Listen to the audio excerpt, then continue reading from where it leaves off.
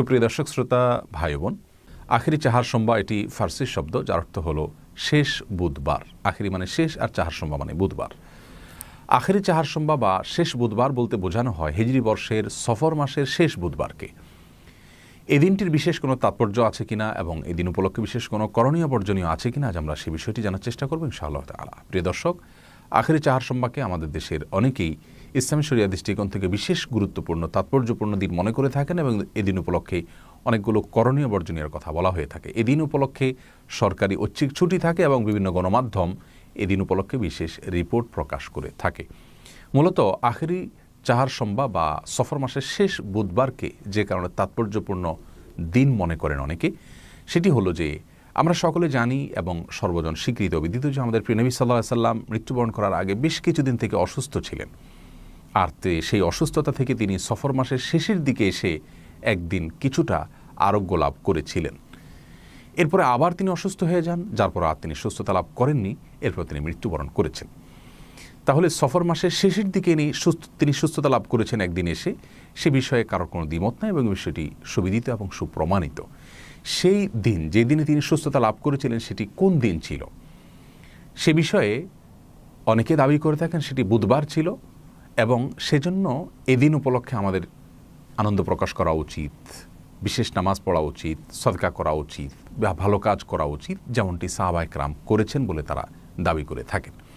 মূলত প্রিয় নবী সাল্লাল্লাহু আলাইহি সাল্লাম সফর মাসের শেষের দিকে এসে সুস্থতা লাভ করেছেন এটি সত্য হলেও সে দিনটি কি বার ছিল এরকম কোনো সুনির্দিষ্ট বারের কথা রাসূল করিম সাল্লাল্লাহু আলাইহি সাল্লাম থেকে বর্ণিত বা সাহাবায়ে কেরাম থেকে বর্ণিত কোনো হাদিস থেকে আমরা জানতে পারি না। অর্থাৎ বুধবারের এই দিনটিতেই তিনি সুস্থতা লাভ করেছেন এই বিষয়টি সম্পূর্ণ ভিত্তিহীন এবং মন গড়া এবং অপ্রমাণিত একটি বিষয়। বরং হাফেজ ইবনে হাজার আসকালানি রাহিমাহুল্লাহ এবং হাফেজ ইবনে কাসির রাহিমাহুল্লাহ ইসলামের ইতিহাসে দুজন পণ্ডিত পুরুষ, একজন হাদিস শাস্ত্রের মহাপণ্ডিত আর একজন তাফসীর শাস্ত্রের মহাপণ্ডিত, তারা উভয় যথাক্রমে ফাথুল বারি এবং আল বিদায়া ওয়ান নেহায়া নামক গ্রন্থে উল্লেখ করেছেন যে নবী সাল্লাল্লাহু আলাইহি সাল্লামের সফরের শেষের দিকে এসে সুস্থতা লাভ করার সেই দিনটি ছিল বৃহস্পতিবার। তাহলে বুধবার তিনি আরোগ্য লাভ করেছেন এরকম কোনো বর্ণনা, গ্রহণযোগ্য কোনো বর্ণনা পাওয়া যায় না। এটা হলো প্রথম কথা। দ্বিতীয় কথা হলো যে নবী সাল্লাল্লাহু আলাইহি সাল্লামের আরোগ্য লাভের দিনটিকে সাহাবায়ে কেরাম বিশেষভাবে উদযাপন করেছেন এই বিষয়টি সম্পূর্ণ অসত্য। এ বিষয়ে রাসূল আকরাম সাল্লাল্লাহু আলাইহি সাল্লাম থেকে বা হাদিস গ্রন্থগুলোতে কোনো প্রকার বিশুদ্ধ বর্ণনা পাওয়া যায় না। এর পাশাপাশি এই দিনটিকে কেন্দ্র করে একজন মুসলিম হিসাবে আমাদের বিশেষ কোনো আনন্দ উদযাপন করতে হবে, আমাদের বিশেষ কোনো আমল করতে হবে, এগুলো কোনো গ্রহণযোগ্য ভিত্তি দ্বারা প্রমাণিত নয়। এ সম্পর্কে তাযকিরাতুল আওরাদ নামক একটি কিতাব এবং আমাদের দেশের মকসুদুল মুমিনিন, বারোচান্দের খুতবা বা এই জাতীয় যে সমস্ত বইগুলো অথেন্টিক নয় সে সমস্ত বই পুস্তকে কোনো প্রকার গ্রহণযোগ্য তথ্য ছাড়াই এ ধরনের অনেক আমলের কথা বলা হয়েছে। তার মধ্যে থেকে একটি আমল হলো যে আখেরি চাহার সোমবার বা সফর মাসের শেষ বুধবার সকালে সূর্য উদয়ের কিছুক্ষণ পর 2 রাকাত নামাজ পড়ার নির্দেশ করা হয়েছে এবং সেই নামাজের প্রথম রাকাতে সূরা ইখলাস 11 বার, দ্বিতীয় রাকাতে সূরা ইখলাস 11 বার এবং নামাজ শেষে 70 বার বিশেষ দুরূদ এবং দোয়া পাঠ করার কথা বলা হয়েছে। এরকম একটি বর্ণনা পেশ করা হয়েছে সে বইয়ে তাযকিরাতুল আওরাদে। এই বর্ণনা সম্পর্কে পাক ভারত মহাদেশের অনেক বড় একজন পণ্ডিত আলেম শেখ আব্দুল হাই আল লাখনবী রাহিমাহুল্লাহ তিনি তার প্রখ্যাত গ্রন্থ আল আসারুল মারফুআ ফিল আখবারিল মাওদুআ নামক কিতাবে সেটিকে জাল এবং ভিত্তিহীন প্রমাণ করেছেন। এরকম আরও অনেকগুলো আমলের কথা আমরা আখেরি চাহার সোমবার উপলক্ষে শুনে থাকি, ইউটিউবে দেখা যায় এবং বিভিন্ন বক্তারা বলে থাকেন। মূলত এগুলোর কোনো গ্রহণযোগ্য ভিত্তি রাসূল করিম সাল্লাল্লাহু আলাইহি সাল্লামের কোনো হাদিস থেকে পাওয়া যায় না। তৃতীয় কথা হলো যে প্রিয় নবী সাল্লাল্লাহু আলাইহি সাল্লামের জীবনে বেশ অনেকবার বিপদ মুক্তির ঘটনা ঘটেছে। কাফেরদের কবল থেকে আল্লাহ রাব্বুল আলামিন তাকে মুক্তি দান করেছেন।